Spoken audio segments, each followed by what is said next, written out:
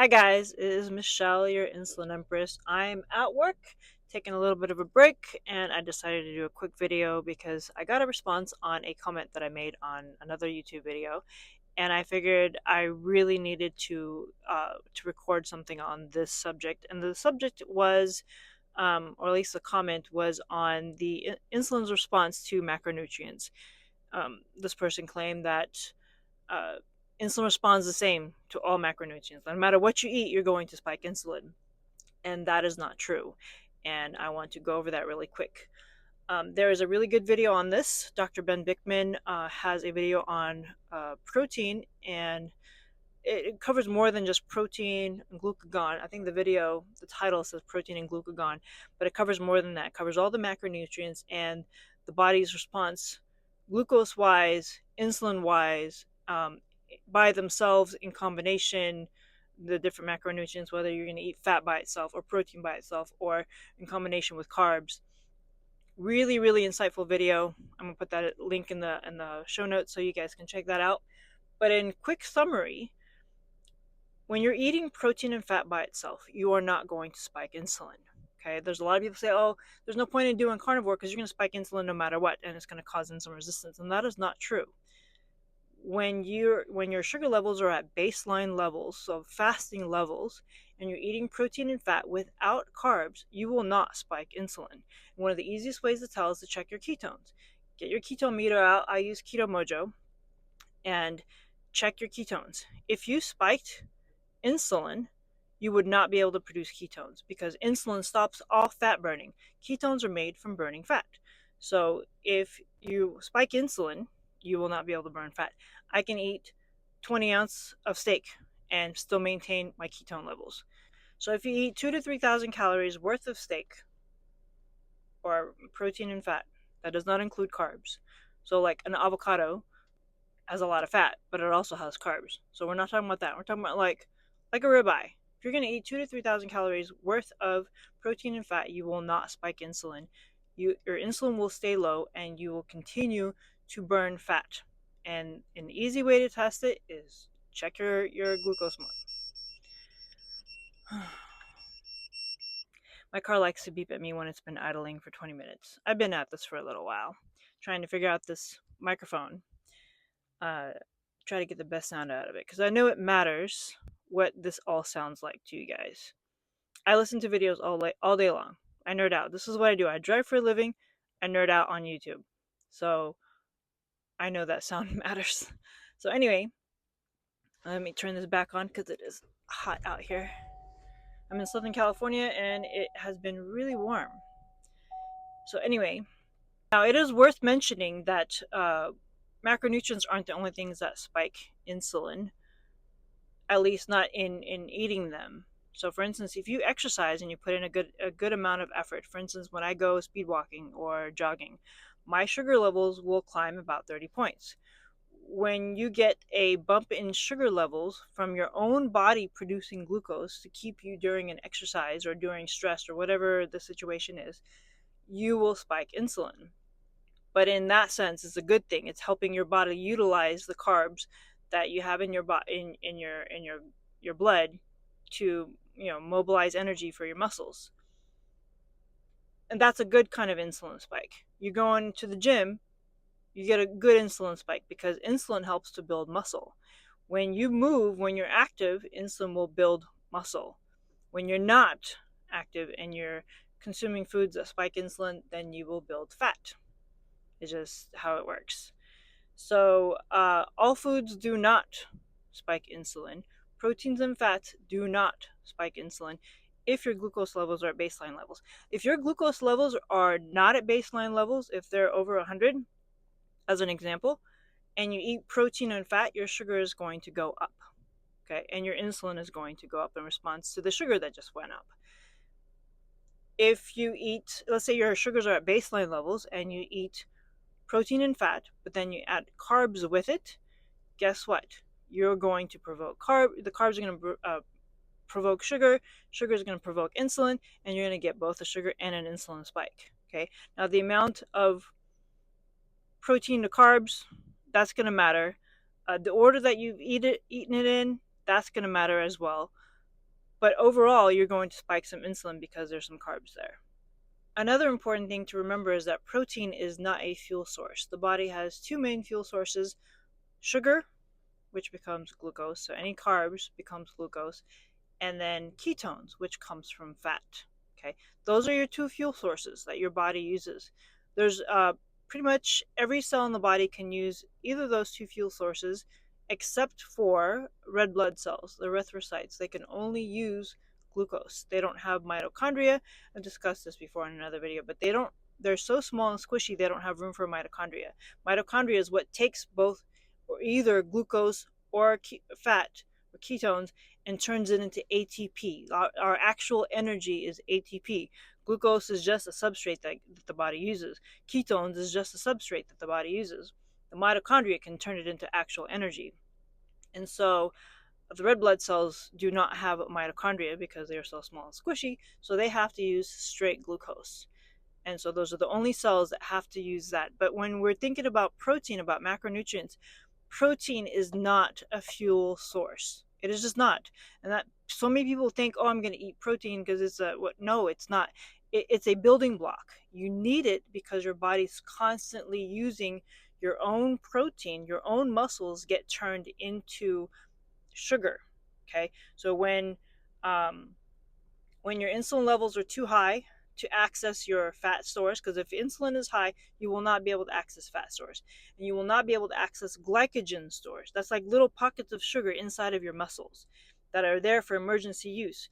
When insulin is elevated, you will not be able to use either of those two fuel sources. So the only thing that's left, the body is amazing the way it's made, but there's one more way to achieve some kind of energy. And so your body will use your own muscle, starting from your legs and your butt, and turn those amino acids into sugar, into glucose. It's called gluconeogenesis. And that's the one time when protein gets turned into glucose. Otherwise, it is a building block for the bodies, for repair. That's what it's for. It's not for fuel. So when you're eating protein, you're eating to build muscle and to rebuild your body. You're not eating it to get energy out of it. Okay? So when you eat protein, protein will not spike insulin because of the fact that it is not a fuel. Okay? It is not a fuel that the body uses to provide energy to the cells. Okay? Now, when you do eat protein, and you'll get more of this information from Dr. Ben Bickman's video, when you eat protein, glucagon will raise your sugars a tiny bit, just a tiny, tiny bit. Because when the body knows that when you're eating protein, you're not getting any fuel. There is no fuel coming in with just protein. If you get protein and fat, maybe, but if you're doing just straight protein, you're not getting any actual fuel. And so the body will make its own through gluconeogenesis. So your pancreas makes something called glucagon, and when your body notices that all you're bringing in is protein, it'll make its own sugar to help support the body and keep the body stable, because the body, all it wants is just to keep stable and just to survive. It's not worried about anything else. So it'll take whatever inputs you put in and adjust from there. So when you eat just protein, your glucagon's going to go up just a little bit, and it's going to spike your insulin just a little bit. Now, in the situation where someone is a type 2 diabetic or even a type 1 diabetic, in both of these situations, there is a lack of fuel to the cells. In a type 1, there is no insulin. Insulin brings the glucose to the cells to feed the cells. When there's no insulin, there's no one's getting fed. Everybody is starving. And so the body will continue to make glucagon at super high rates to keep the sugar levels up, which is why, you'll have a type 1 diabetic with sugar levels 300, 400, 500, even 700. The body is trying to feed the cells, and it's making as much glucose as it can. The problem is, if there is no insulin, it's not getting into the cells. There is a little secret door that can open on cells to let glucose in, but that only gets mobilized through activity, through exercise. So if a person exercises, that can force glucose into a cell without the use of insulin, without the need of insulin. But most people don't know that. And so their sugar levels are really high, and they think, oh, I got to give myself insulin. Exercise will help. I'm not saying not to take insulin. listen to me here. But I'm saying that exercise helps to get that glucose in.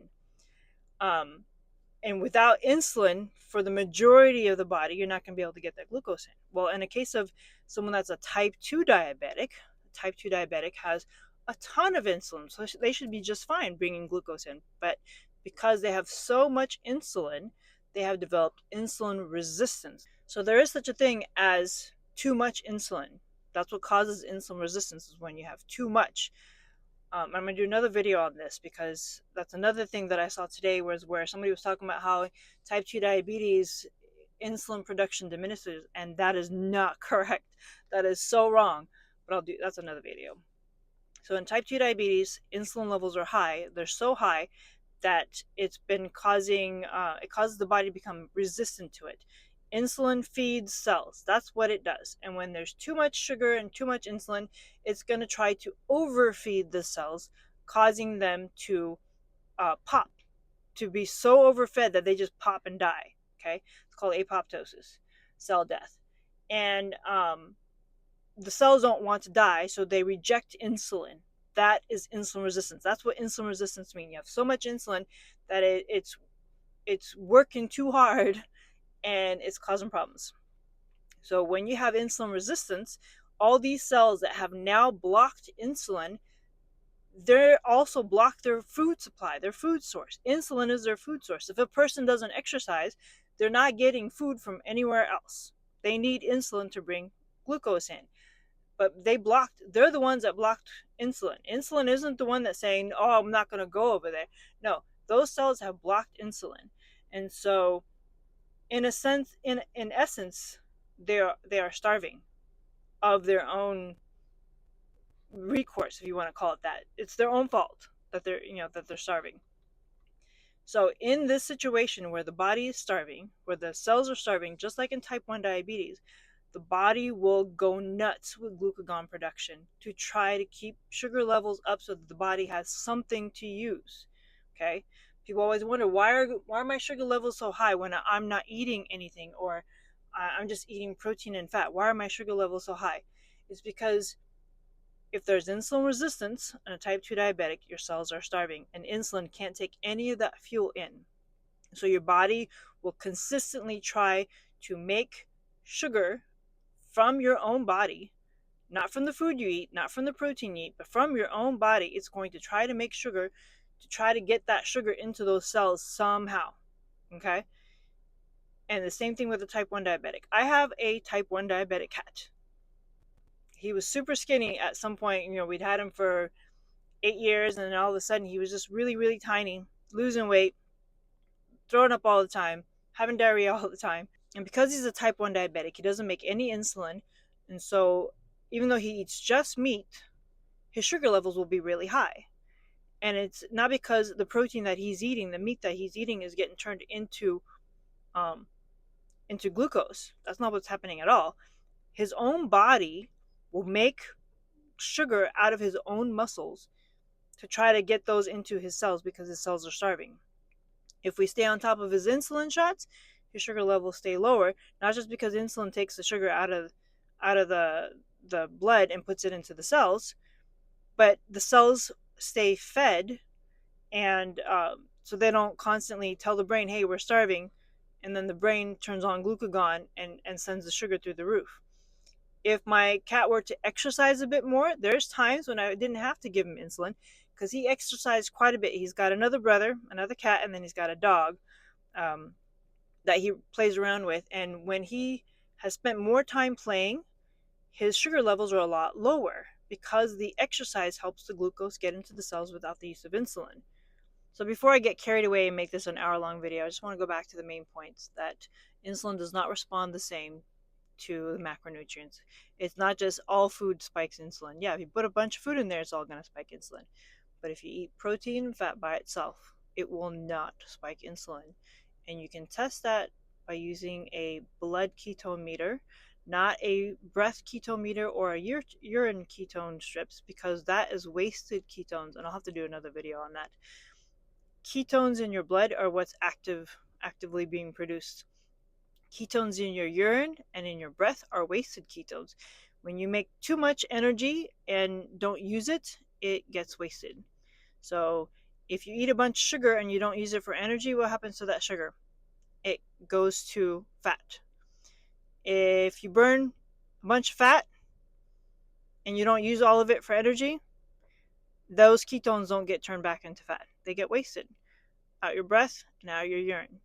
So when you're checking urine ketones and breath ketones, you're only checking wasted ketones. When you check blood ketones, that's when you're checking your actual ketone levels. Hey guys, so for some reason, when I made this video back in July, I did not record an ending to it. So I wanted to add a couple of notes here. I actually tested this out. So when I'm done with my intermittent fasting, I will eat anywhere from 10 to 20 ounces of steak, usually closer to 20 ounces. And it does take me a while, but I would check my sugar, my ketones beforehand, and I remember my sugar levels were in the 90s, and my ketones were 0.3. And then 3 hours later, once your eating cycle's over, I checked to see if my ketones had changed. So the premise that protein spikes insulin, if that was true, then your ketones would go away because when insulin is elevated, ketones stop being produced. And so my ketones did not stop, they stayed the same. So my sugars were again in the 90s and my ketones were at 0.3. And I've been scouring through my phone trying to find picture evidence of this, but I have, I don't know, like 80,000 pictures and videos and just a ton of crap. I just take way too many pictures and screenshots. And so I wasn't able to find it. But I do have a screenshot of my sugar level staying stable 3 hours later after eating, but I couldn't find the ketones, so I'm gonna have to redo this experiment and post it and show you guys that when you eat protein by itself, it's not going to spike insulin and your ketones are going to remain the same. So the point is to check your ketones. Get a ketone meter like a Keto Mojo from Amazon. I'll post a link in the description and check your ketone levels. That'll tell you when you're burning fat. Okay. So keeping track of your ketones will help you see if your insulin levels are going up or down, because if ketones are there, it means insulin is low. When insulin gets even just a little bit too elevated, it will stop ketones. So you'll know because it'll tell you it's a 0.1 or low. That'll tell you that there's no ketones being produced, and that means that your insulin is too high. So if you want to keep your insulin levels low, an easy way to kind of keep track is to use a Keto Mojo or any blood keto meter. So I hope this helps.